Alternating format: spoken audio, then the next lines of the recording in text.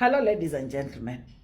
Allow me to say something about what is going on in the country, about this Russian guy. According to Malcolm says that this guy is HIV positive because apparently research has been done and that is what has been discovered. The guy is HIV positive. The sister reported him to the Interpol and he's been arrested in Japan. We'll talk about that later. I can see men all over social media, okay? They've come out. They're making a field day out of this. Men are out here talking, laughing about this, acting shocked, acting amazed. They're even gone on radio to talk about these girls. Let me tell you. I want to address the men before I address the women. If you're a man, kindly shut up. I would like to ask you, shut up, keep quiet, stop it. Stop it with this Russian guy and this ladies, you understand? If you have a daughter, shut up. If you have a sister, shut up. If your firstborn, the firstborn in your family is a daughter, shut up. If at any particular point you've called your sister for a small loan, for school fees, for pocket money, for uniforms, for books, for food, for anything, ever, if your sister has ever supported you, shut up. If your sister holds your family, your mother is sick, your mother is old, there is no house, I don't know, she has no clothes, your father is a drunkard, your mother is just a laborer, or she's sick, she cannot work, your sister has stepped up, shut up. You understand? If you're a man that has frustrated orphans out here, shut up and wait for God to deal with you.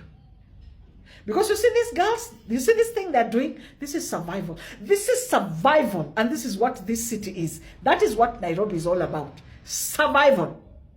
And these girls have got no any other way. Because believe you me, without connections in this country, what do you have? Do you get a job? Who will employ you? You understand? If your boss is a woman, she is paying you at the end of the month, shut up. If you know you have a wife, shut up. Because apparently there is a married woman, there are several married women in that story. Where were you? Are you a provider? Are you a priest? Are you really leading your family? These are the questions men should be asking themselves. Men should be very sad in this country today. Why? Because they have failed God. If they are orphans, they are struggling because there are brothers in that family who could not take care of them. These women that are surviving to feed their children, somebody impregnated them. So where are these men that impregnated them, that have absconded their duties as fathers? You understand? Widows, orphans, I don't know, everything. Men, kindly, men, you are in every step of this story. You are in the middle of this mess. When you keep on saying, oh, Nairobi ni chafu, nani anachafua? Nani anachafua? Is it not both men and women? So now, because of this story, men are beginning to act in this country like they have zero responsibility. And the saddest thing is to see men on radio like Spice FM. I've seen two gentlemen on Spice FM. They're probably in their 40s. I believe they have daughters. You should not be talking. Just keep quiet.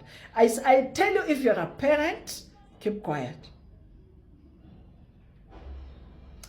Let me tell you something. Being an African child is not easy. And especially if you come from a family where they have to depend on you. I am telling you, women are standing up. Women are showing up where men cannot show up, especially in families.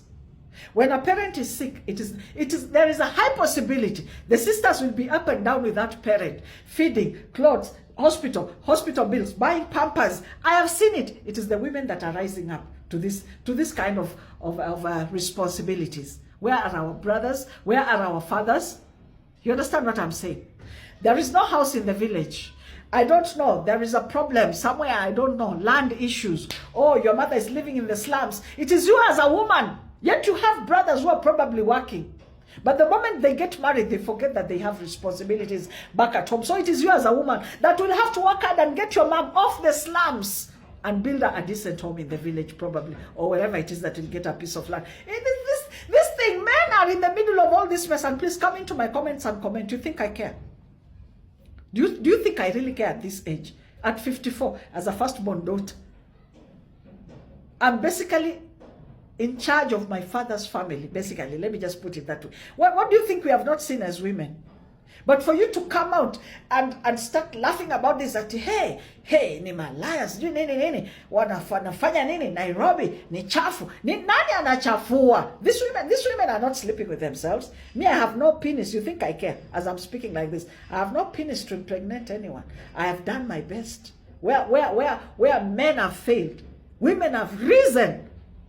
Women have risen. And I'm not trying to support these women. What they're doing is so risky. Because imagine if this guy was to kill them.